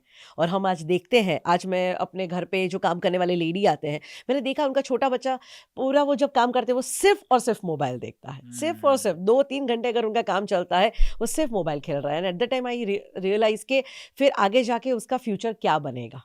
सो दैट इज द इश्यू। अभी मैं एक सब्जेक्ट के ऊपर रिसर्च कर रहा हूँ, EMF, इलेक्ट्रोमैग्नेटिक फील्ड, Okay. जो रेडिएशन के ऊपर काम करता है खास तौर पे। आप हैरान हो जाओगे, ये जो बड़े लोग हैं इसके दो रीजन है। एक तो ऑफकोर्स जो साइकोलॉजिकल डेवलपमेंट बच्चे का होना चाहिए, जिस तरीके से उसका ग्रोथ होना चाहिए, जो अलग अलग आयाम पे उनका ग्रोथ होना चाहिए, वो तो ठीक है। उसके अलावा हम पे आप पे रेडिएशन का इम्पैक्ट अगर 1x है तो 1 साल से लेके 15 साल के बच्चों में उसका 2.7x है। और कैंसर से भी ज्यादा घातक बीमारियां पैदा हो रही हैं बॉडी के अंदर। रेडिएशन, आप जैसे हम पुराने टाइम पे देखते थे ना, वो बाण मारते थे तो 100 बाण एक साथ निकलता था, वैसे ही रेडिएशन की किरणें हमारी बॉडी पे सीधा अटैक कर रही हैं। हमारे बॉडी के जितने ऑर्गन्स हैं उसको पूरी तरीके से डिप्रेस कर रहा है। मजे वाली बात, अगर आप ध्यान दो तो जितने भी 2G, 3G, 4G, 5G, ये जो टेक्नोलॉजिकल डेवलपमेंट की हम बात कर रहे हैं, और चूंकि हम यहाँ पे चाहते हैं पूरी तरीके से कि पेरेंट्स इस बात को समझें, जो इंटेलिजेंट पेरेंट का आपने एग्जांपल दिया, आप कितने इंटेलिजेंट है आप डिसाइड करना इस टॉपिक को लेके या इस पूरे कॉन्वर्सेशन को सुन के। आज के डेट में मैडम, ज्यादातर बीमारियों का सबसे बड़ा कारण खान पान वगैरह तो अपनी जगह पे है, रेडिएशन उससे भी ज्यादा है। तो ये पॉइंट मैं इसलिए ऐड करना चाहता था कि उसका केवल साइकोलॉजी पे इंपैक्ट नहीं पड़ रहा है, उसका ओवर मोबाइल यूज करने का, ओवर टेक्नोलॉजी यूज करने का, हाथ में थमा देने का, पूरी तरीके से उनको डिपेंडेंट करने का एक बहुत बड़ा रीजन डिप्रेशन का, उनके हेल्थ के ऊपर भी बहुत ज्यादा अटैक हो रहा है इसका। और हर 2G, 3G, 4G, 5G के बाद अगर आप देखो तो एक बड़ी बीमारी नहीं, महामारी आई है। तो यहाँ पे हम चाहेंगे कि आप लोग इन चीजों पे काम करें।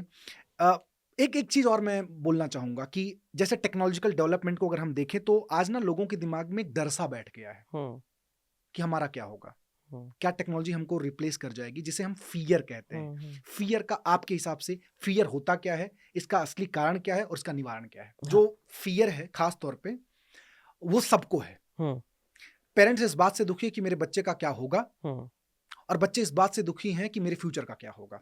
तो मैं चाहूंगा कि इसको जनरलाइज भी करें और फिर बाद में फ्यूचर स्पेसिफिक, जो कि चूंकि टेक्नोलॉजिकल डेवलपमेंट की वजह से अभी लोगों को ज्यादा डर है, तो मैं चाहूंगा दोनों वे में आप जवाब दें इसका। ओके, सो फियर के लिए तो ऐसा कहा जाता है कि फियर होता कहाँ है। सबसे पहले तो ये पकड़ो, तो फियर कभी भी प्रेजेंट में नहीं होता, फ्यूचर के अंदर होता है, आगे वाली पल में होता है, आने वाले कल में होता है। तो फियर के लिए तो कहा जाता है कि इस दुनिया में बहुत सारे फियर है जो नॉन रियलिस्टिक है, जो कभी शायद हमारे साथ होने ही नहीं वाले हैं, बट हम हमेशा उसके अंदर रहते हैं, हमेशा डरते हैं। जैसे फॉर एग्जाम्पल बहुत सारे लोग हैं, आज करोड़ों लोग गाड़ियां लेके निकल रहे हैं, पर ऐसे भी बहुत बड़ी तादाद में लोग एग्जिस्ट कर रहे हो जो गाड़ी नहीं चलाते क्योंकि उनको फियर है कि मुझे कुछ हो जाएगा। राइट? जो पूरा एक नॉन रियलिस्टिक फियर है। होने को तो तुम घर पे बैठे हो और हो सकता है कि तुम अपने मेस में खाना खा रहे हो और ऊपर से आके प्लेन गिर जाए, होने को तो अहमदाबाद में देखा हमने हुआ है सो जो होना है वो तो होके ही होके रहेगा, राइट? हाँ। पर उसकी जगह पे उसकी वजह से हम बहुत सारी चीज़ों को डिले कर देते हैं, नहीं कर पाते हैं।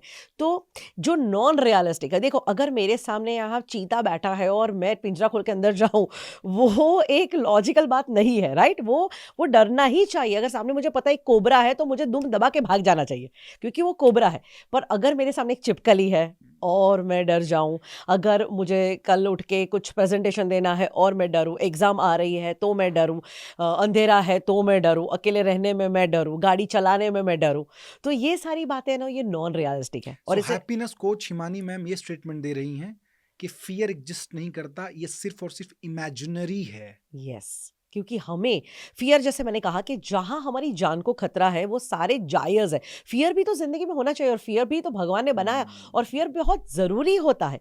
जैसे फॉर एग्जांपल अगर हमें फियर ही ना हो तो हो सकता है मैं कोबरा के साथ खेलने लगूं। बच्चे जो होते हैं उसमें फियर नहीं होता है, जब जन्म लेते हैं तब वो सांप उसके हाथ में दे दो, वो सांप के साथ भी खेलेंगे। बट हम फियर इंस्टॉल करवाते हैं क्योंकि वो हमारी जान के लिए सच में खतरनाक है, तो हमें वो डरना बहुत जायज़ है। पर उन चीज़ों से डरना जो सच में आपका नुकसान कर रही है, अगर मैं स्टेज पे बोलने से डर रही हूँ और फिर मुझे स्टेज पे बोलने से ही बहुत सारा फायदा होने वाला है, तो मेरी जिंदगी में जो सब कुछ डिले हो रहा है, तो ये फियर मेरे लिए हार्मफुल है। अगर मैं 24 घंटे डिपेंडेंट हूँ क्योंकि मुझे व्हीकल चलाने में डर है और अब हर जगह पे मुझे कोई ले जाए, मेरे पापा ले जाए, मेरे हस्बैंड ले जाए और मेरी फ्रीडम भी ना हो मेरे पास, तो वो फियर फिर हमारे लिए अनहेल्दी फियर में आ जाएगा। तो तब मुझे उस फियर से लड़ाई करनी पड़ेगी। तो जैसे कहा कि जो चीज़ें सच में हार्मफुल है उससे डरना जायज़ है, वो गॉड मेड फीलिंग है हमारे अंदर और वो होनी ही चाहिए, राइट? आज कुछ लोग फियरलेस काम करते हैं और फिर देखते हैं, हम एक्सीडेंट्स भी देखते हैं, लोग पागलों की तरह सेल्फी लेने के लिए एज पे चले जाते हैं। बिल्कुल सही बात है जी। तो वो बहुत गलत चीज़ है, वहाँ तो फियर होना चाहिए। ये तुम्हारी जान को खतरा, और हम लोग हर रोज देखते हैं कि कितना पागलपन लोग करते हैं, इधर खड़े हैं उधर खड़े और गिरते रहते हैं। तो वो भी कोई बहुत बड़ी बात नहीं कि मुझे तो कोई डर ही नहीं लगता। पर मैं तुम्हारे रोजमर्रा की जिंदगी की बात करती हूँ कि जहाँ पे एग्जाम आ रही है और एग्जाम देना ही होगा, पर तुम्हारे फियर की वजह से अब तुम एग्जाम में परफॉर्म ही नहीं कर पा रहे हो। मैक्सिमम बच्चों को आप पूछना, कई बच्चों के साथ यह होता है कि उन्होंने पूरा पढ़ा है, सब कुछ याद है, पर एग्जाम के हॉल में उनको याद नहीं आता। बिल्कुल सही बात है। और जैसे ही एग्जाम खत्म हुई, घर पे आए, सब याद आने लगा, पेज नंबर भी याद आ जाता है। पेज नंबर भी याद, अरे यार 10 मिनट पहले याद नहीं आ रहा था, कैसे आ गया? तो that was fear and that was harmful.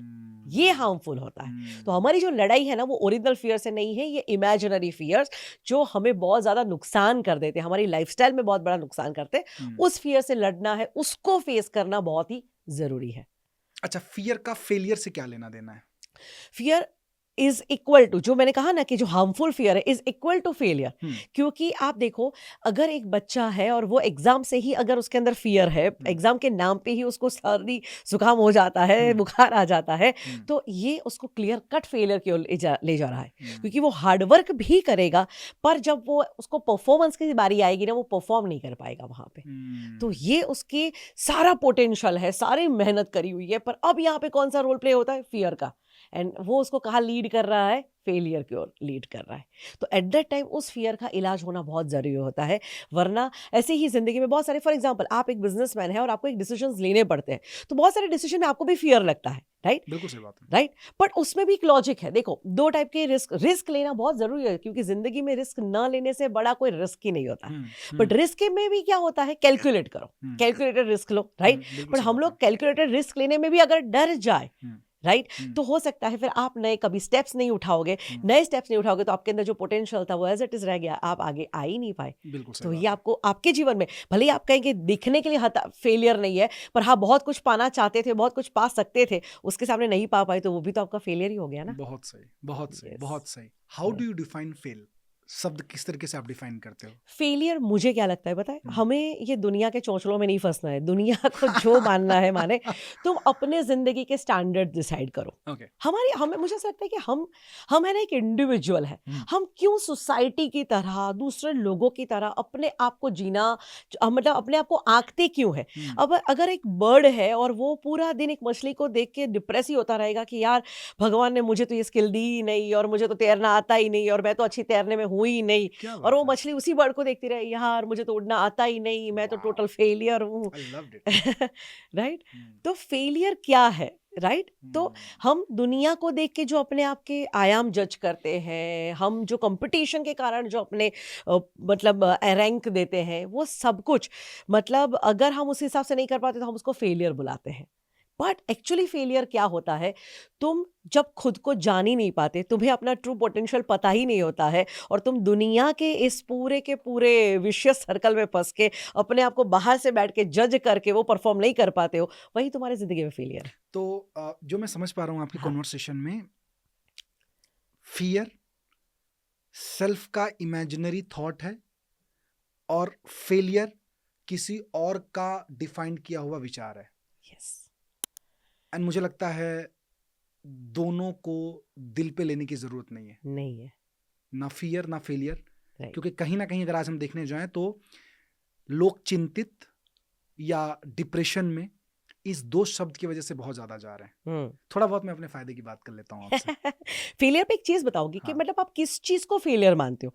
आप उसके स्टैंडर्ड कैसे तय करोगे? जैसे एग्जांपल, अब आप सचिन तेंदुलकर की बात करें तो सचिन पढ़ाई में होशियार नहीं थे, नहीं थे, एंड लिटरली वो स्टडी में फेल हुए थे। फेल थे वो, अब मैं उनको क्या बुलाऊं? फेलियर बुलाऊं? हिम्मत नहीं है किसी की। हाँ, तो बट वही मैं बोल रही हूँ, फेलियर क्या है? तुम्हें तुम्हारा ट्रू पोटेंशियल नहीं पता है। ये फेलियर है कि एक बर्ड अपने आप को मछली के साथ कंपेयर करके रोता रहता है कि मैं तैर नहीं पा रहा हूँ, दैट इज माय फेलियर। ये फेलियर है। उसको लगता है कि मैं तैर नहीं पा रहा हूँ, ये मेरा फेलियर है, पर मेरी नजर में वो बर्ड को पता ही नहीं वो खुद क्या है, वो उसका फेलियर है। वाओ। देयर तो कहीं यहाँ पे ना कहीं आपने जो पहले बोला था कि खुद को पहचानो, खुद को जानो, खुद को समझो। जब Yes. तक तुम अपने आप को दूसरों से कंपेयर करते रहोगे, हाँ। जब तक खुद की तुलना तुम दूसरों के साथ करते रहोगे, तब तक तुम्हें इस बात का रहेगा कि यार वो बंदा यहाँ पे पहुंच गया, वो बंदा यहाँ पे और बेहतरीन एग्जांपल आपने दिया आज। यस। चिड़िए कुछ बात की चिंता है क्या? कंपटीशन करना है ना, हम्म, तो करो, पर बेस्ट कॉम्पिटिटर आपका जिंदगी में कौन होना चाहिए? सेल्फ। आप खुद। क्या बात। आपको हर रोज अपने आप से कम्पीट करना है। वाह। आज मैं कल से बेहतर कैसे जी सकता हूँ, वाह। आज मैं ज्यादा परफॉर्म अच्छा कैसे कर सकता हूँ। प्रियंका चोपड़ा का मुझे एक डायलॉग बहुत अच्छा लगा था। एक बार किसी ने उसको पूछा कि who is the best competitor, तो उन्होंने कहा मी, आई माई सेल्फ। राइट? मैं दूसरों की फिल्में देख के अपने आप को कंपेयर नहीं करती, क्योंकि दूसरे अलग, दूसरा का पूरा पोटेंशियल अलग, पर मैं पिछली फिल्म्स के मुकाबले इस फिल्म में क्या बेहतर कर सकी, क्या मैं आगे बढ़ी, क्या मैं इम्प्रूव करेगी। तो ये होता है। तो सेल्फ के साथ अगर कंपीट ही करना है तो सेल्फ के साथ करो। यानी मैंने कहा ना कि मतलब सेल्फ है ना, ये बहुत बड़ा चैप्टर है। बहुत बड़ा चैप्टर है। हैप्पीनेस के अंदर तो सेल्फ बहुत बड़ा सब्जेक्ट आ जाता क्या है। बात है। खुद को जानना, जो अगेन एंड अगेन मैं कह रही हूँ ना, स्वामी विवेकानंद तो इस बात पे ये कहते हैं कि दिन में 10 मिनट तुम खुद के साथ जरूर बिताना, दिन में सिर्फ 10 मिनट तुम खुद के साथ जरूर बिताना, वरना इस धरती पे आए हुए महान इंसान को मिलने का मौका चूक जाओगे। क्या बात। और महान इंसान कोई और नहीं, आप स्वयं हो, आप हम जानते नहीं है। बहुत बहुत बहुत बड़ी बात है।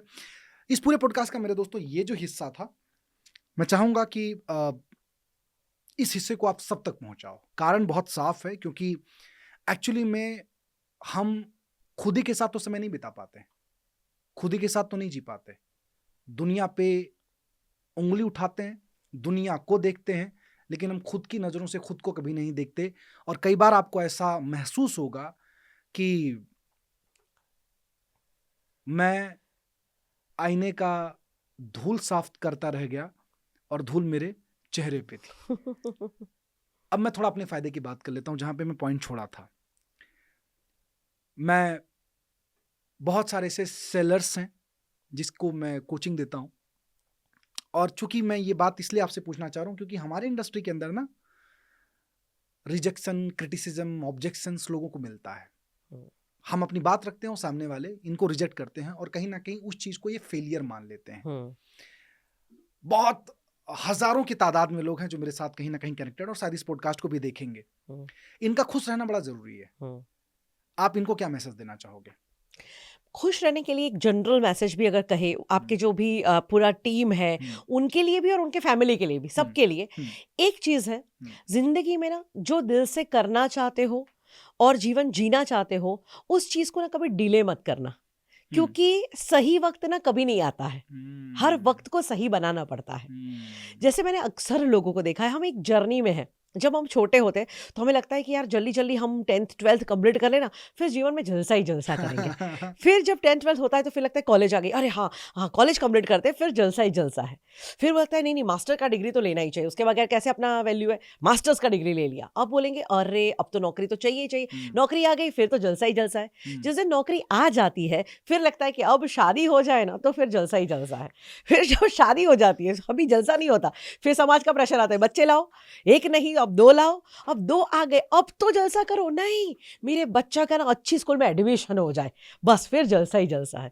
और फिर वापस वही सर्कल शुरू होता है कि मेरे बच्चा 10th 12th में अच्छा परसेंटेज ले आए, मेरे बच्चे का एजुकेशन अच्छा हो जाए, मेरे बच्चे की शादी हो जाए, और अब एक बार एक पोते की बस शक्ल देख लो, फिर जलसा ही जलसा है। तो ये फिर मतलब कहीं पे खत्म ही नहीं होता है। फिर करके इंसान फिरता रहता है। वाओ। यस, तो वाह, डोंट वाह। डिले, मतलब कोई समय नहीं आएगा, जो आज है वही है, उसको जितना जी सकते हो, जिस तरह से जी सकते हो, जितना बेस्ट कर सकते हो वो सब कर दो, राइट। और जिंदगी में अपना बेस्ट दो, फिर भगवान पे छोड़ दो। हम भगवत गीता को बहुत रिस्पेक्ट करते हैं, पर भगवान कृष्ण की बात को हम कितना दिल से लेते हैं वो बहुत जरूरी होता है। कृष्ण भगवान ने बहुत अच्छा कहा है, तेरे हाथ में सिर्फ तेरा कर्म है, तेरा फल तेरे हाथ में नहीं है। रिजल्ट तो यूनिवर्स आपको देगा, पर तू कर्म में फोकस नहीं करेगा और सिर्फ रिजल्ट रिजल्ट रिजल्ट करता रहेगा तो होगा क्या।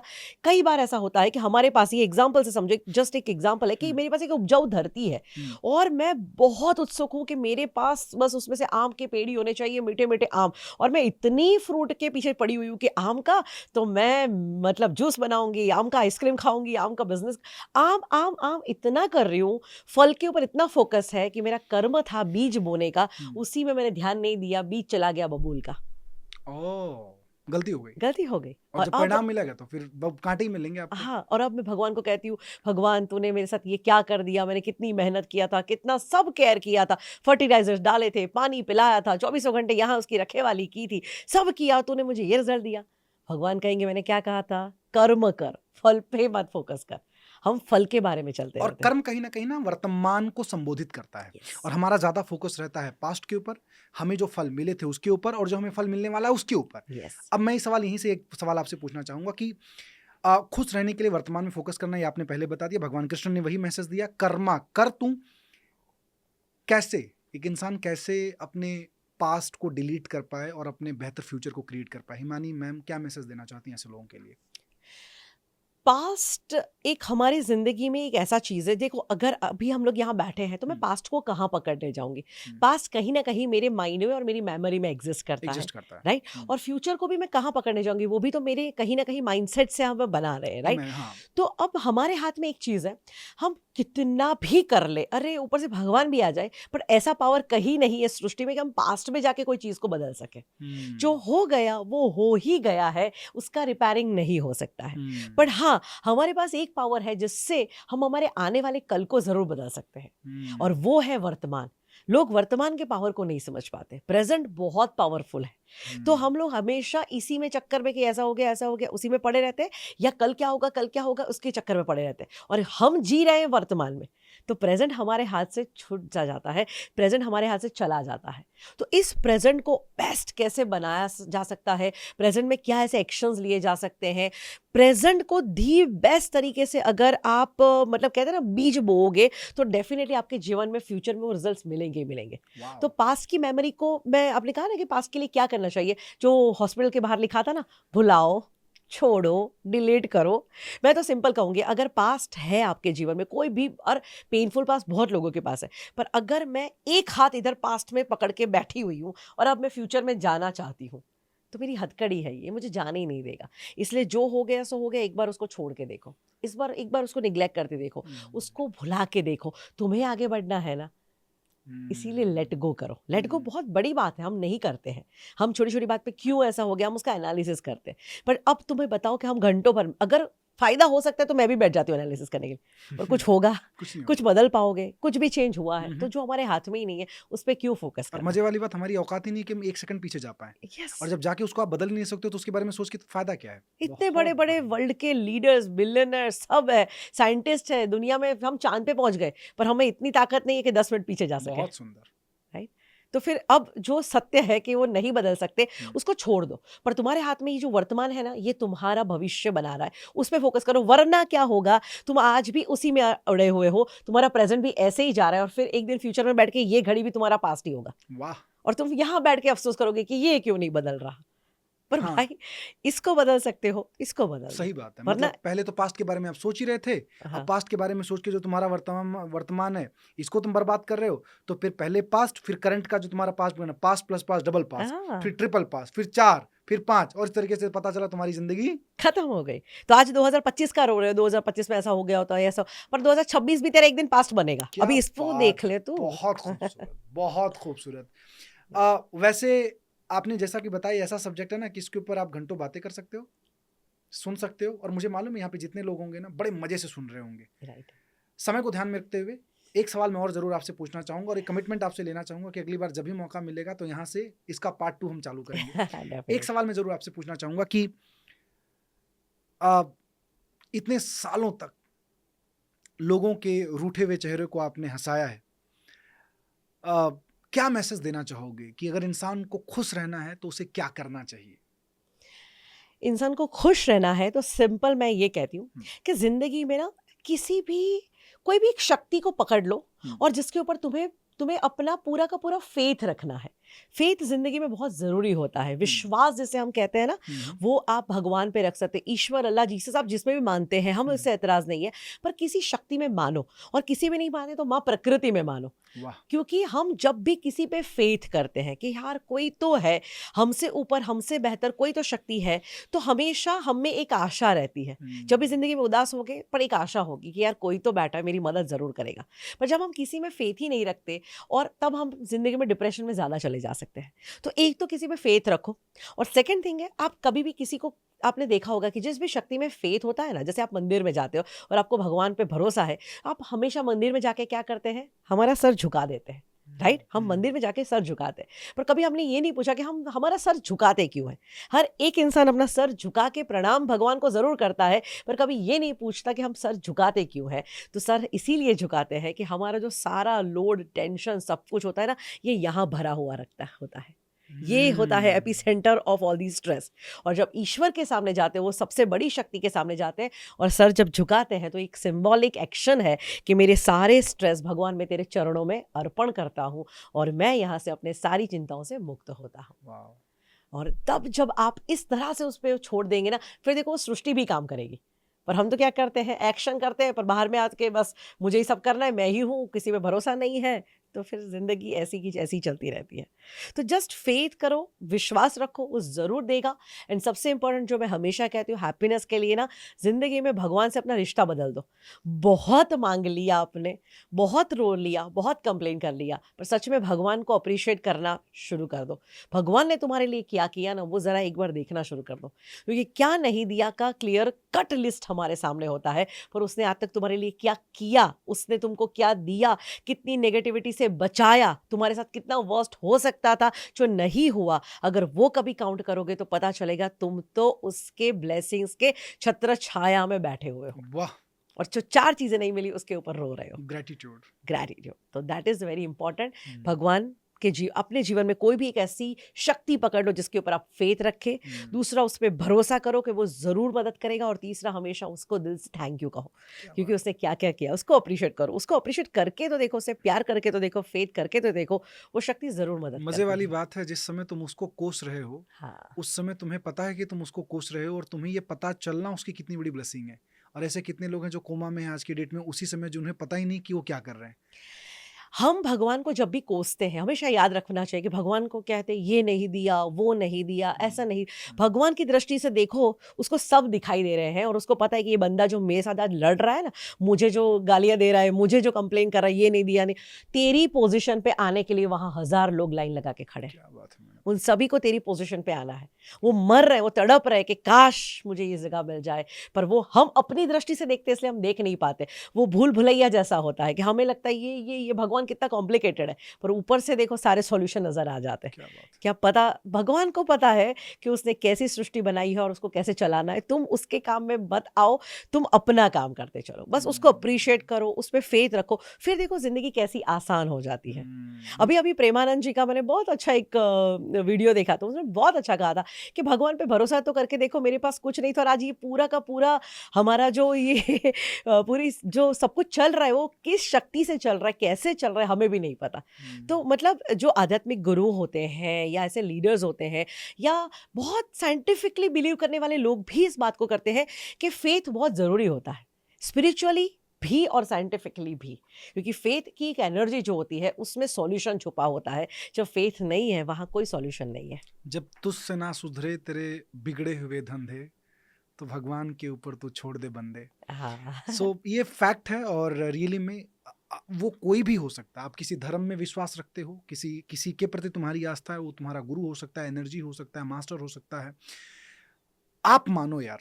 और इसका मुझे लगता है ना हिमानी मैडम, इसका जो सबसे बड़ा बेनिफिट मुझे लगता है वो ये है कि जब तुम्हें पता है ना कोई है जो तुम्हारी मदद करता है या मदद कर रहा है या मदद करेगा, तो तुम्हारे अंदर की जो आंतरिक शक्तियां हैं ना, जो अतीन्द्रिय ऊर्जा जिसे हम कहते हैं ना, वो ऑटोमेटिकली जागृत हो जाती है। ट्रू। और इंसान फिर से वो कुछ कर गुजरने का उसका दिल करता है ना, जो उससे आज तक कभी नहीं किया है। तो ये बहुत बड़ी चीज है जो आपने शेयर की। आपको हमें हमेशा ऐसा लगता है कि मेरी कोई मदद नहीं करता, भगवान ने मेरे लिए क्या किया, और हमें ऐसा आपने जैसे बताया ना कि मुझे ऐसा लगता है कि मेरे लिए भगवान ने क्या ही किया है, पर तू एक बार चेक करना तेरी जिंदगी में तुझे कितनी जगह पे बचाया है। वाह। तेरे साथ क्या कुछ नहीं हो सकता था। आज तुम जिस भी जगह पे बैठ के शायद ये वीडियो अगर लोग देख रहे हैं, पर देखो तुम यहाँ पे इसीलिए सेफली पहुंचे हो और ये वीडियो देख पा रहे हो क्योंकि तुम्हारी कोई शक्ति रक्षा कर रही है। अरे वाह मैडम, सुपर। क्योंकि तुम्हारे सुबह से लेके अभी तक के समय में बहुत कुछ होने के लिए हो सकता था, राइट। तुम मैंने कहा ना कि कोई बेचारा इंसान अपने सपने लेके लंदन जाने के लिए निकला है और उसको पता ही नहीं है कि आने वाली 2 मिनट में उसकी फ्लाइट क्रैश हो जाएगी। कोई तो सिर्फ अपनी कैंटीन में खाना खा रहा है और उसको क्या पता कैंटीन में मेरे ऊपर प्लेन गिर जाएगा, राइट। तो होने को कुछ भी हो सकता था, तुम भी वहां हो सकते थे। बट आज अगर तुम मुझे होशो हवास में सुन रहे हो तो सोचो कि तुमको कितनी बार बचाए। जब तुम्हें ऐसा लगे ना कि जिंदगी में भगवान ने मेरे लिए कुछ नहीं किया, तो ये जरूर पूछना अपने आप को कि कुछ नहीं किया, ठीक है, बराबर है, कुछ नहीं किया होगा भगवान ने, पर कितनी सारी नेगेटिव चीजों से मुझे बचा के रखा। कितना कुछ बुरा हो सकता है, अच्छा नहीं किया कोई बात नहीं, पर कितना बुरा नहीं होने दिया वो तो है, वो तो जरा गिन, तब पता चलेगा कि भगवान ने तेरे लिए क्या किया है। मुझे मेरे दाता ने सब कुछ दिया है, तेरा शुक्रिया है, तेरा शुक्रिया है।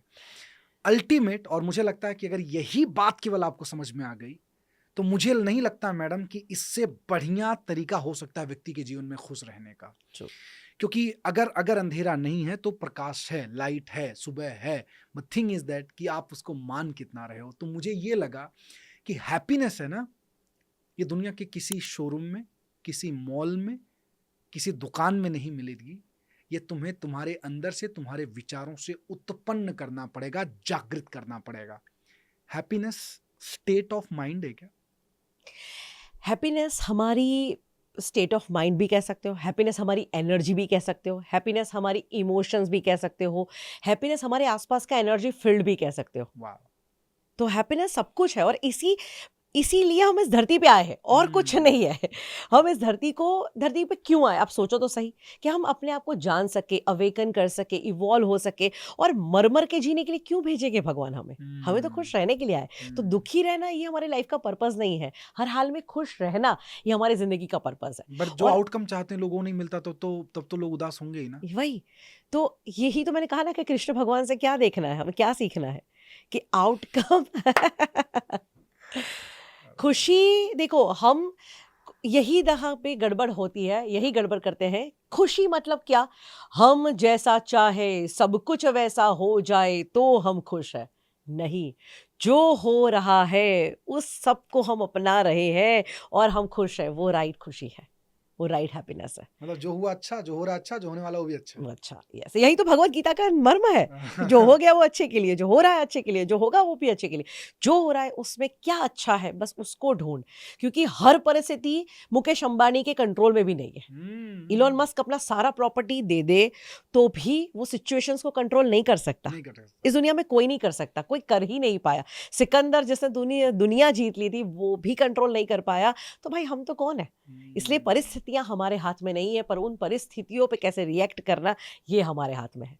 और जब आपको पता चल जाएगा मेरा जिंदगी जीने का मिशन है ना, तो फिर हर परिस्थिति में, बैड से बैड परिस्थिति में भी कैसे खुशी से रिएक्ट करना ये हमें आ जाएगा।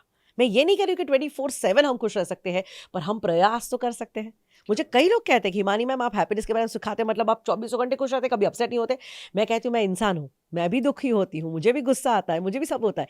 पर अगर आप वो इंडेक्स पे चेक करोगे कि आज से 10 साल पहले का अगर मेरा नेचर आप देखोगे, तो 10 में से 8 चीज़ों पे मैं भड़कती थी। आज 10 गलत चीज़ें हो जाती है, शायद मैं 2 बार भड़कती हूँ। वाओ, 80-20 20-80 हो गया। यस, तो Very वो रेशियो nice. चेंज हो गया। मैं क्योंकि मुझे वो रिमाइंडर, आज कुछ गलत हो जाता है, बहुत सारे एक्सपीरियंस हमारे साथ भी होते रहते हैं क्योंकि हम इस दुनिया में एग्जिस्ट करते हैं, राइट। तो जब भी बुरा अनुभव होता है, मूड ऑफ भी हो जाता है, दुखी भी हो जाता है। पर पहले जब दुखी होते थे तो शायद हफ्तों तक दुखी रहते थे, अब घंटों में निपट जाता है। क्या बात है, सो ये क्या बहुत बात है, जरूरी है। क्या बात है। बहुत खूबसूरत, बहुत खूबसूरत। और मजे वाली बात है कि इस पॉडकास्ट में मुझे बहुत मजा आया, बहुत सारी चीजें जानने को मिली, और मुझे पूरा यकीन है कि मेरे साथ बहुत सारे ऐसे लोग हैं जिसके जीवन का अंतिम गोल ही खुश रहना है। बट मुझे वाली बात है कि इसे अंतिम गोल नहीं, इसे अपना पहला गोल बनाना चाहिए, है ना? इसीलिए लोग कहते हैं कि हैप्पीनेस इज अ डेस्टिनेशन। मुझे जिंदगी में सब कुछ इसलिए पाना है क्योंकि मुझे जीवन में खुश रहना है। पर मैं कहती हूँ कि happiness is not a destination, happiness is a journey.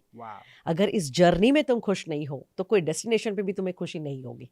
तो इस मूवमेंट में, इस पूरी की पूरी जो रूट है आपका, उसका मजा उठाओ। अगर आप देखो, आप कहीं घूमने जा रहे हो और बस आप यही देख रहे हो कि उस जगह पे मैं पहुंच जाऊँ, कश्मीर पहुंच जाओ, फिर खुश हूँ कश्मीर, पर कश्मीर तक की जर्नी को भी तो एंजॉय करो। उस जर्नी में आप फ्रस्ट्रेट हो तो फिर वहां पे पहुंच के भी आप फ्रस्ट्रेशन में ही होंगे। पर अगर वो पूरी जर्नी में एक्साइटमेंट है तो वो डेस्टिनेशन पे तो डबल एक्साइटमेंट होगा। तो जर्नी है, happiness is a journey not a destination. कहीं पहुंचना नहीं है, हर मोमेंट में रहना है। अब आपने इतनी बार रिट्रीट की बात की, मैं बड़ा एक्साइटेड हो रहा हूँ कि मुझे फ्यूचर में कभी आने का मौका मिले, तो थोड़ा बहुत और बताओ सो दैट अगला रिट्रीट मैं ना मिस करूं। ओके, सो हमारे 3 लेवल के प्रोग्राम्स हैं। सबसे पहला लेवल 1 है जिसको हम कहते हैं 2 फुल डेज ऑफ वर्कशॉप। सो ये हैप्पीनेस मास्टरी वर्कशॉप है जिसमें 2 दिन के लिए सैटरडे संडे लोग सब कुछ छोड़ छाड़ के अपने परिवार के साथ आते हैं। हमारा सबसे पहला एम तो यही होता है कि हम फैमिली को हील करते हैं। एक बंदा हील हो जाता है, हैप्पी हो जाता है, पर घर के 4 लोग अगर दुखी है तो उसकी हैप्पीनेस लॉन्ग लास्टिंग नहीं रहती है। इसलिए हम हमेशा कहते हैं कि आओ तो परिवार के साथ, जैसे परिवार के साथ घूमने, वैकेशन पे, मूवीज पे जाते हो, वैसे परिवार के साथ आके जीवन में कुछ नया लर्न करो। और ये जो 2 दिन का वर्कशॉप होता है, इसमें इतने सारे एस्पेक्ट है, साइंटिफिक एस्पेक्ट्स है, स्पिरिचुअल एस्पेक्ट्स में, जिसमें बहुत सारी एक्टिविटीज, मेडिटेशन, एक्सरसाइजेस और बहुत सारा ऐसा टेक्निक्स आपको फॉलो करवाया जाता है। और मेंटल स्टेट को भी अपलिफ्ट करवाए जाते हैं, जिंदगी के हर एस्पेक्ट को बैलेंस कैसे जीना, ये सब सिखाया जाता है।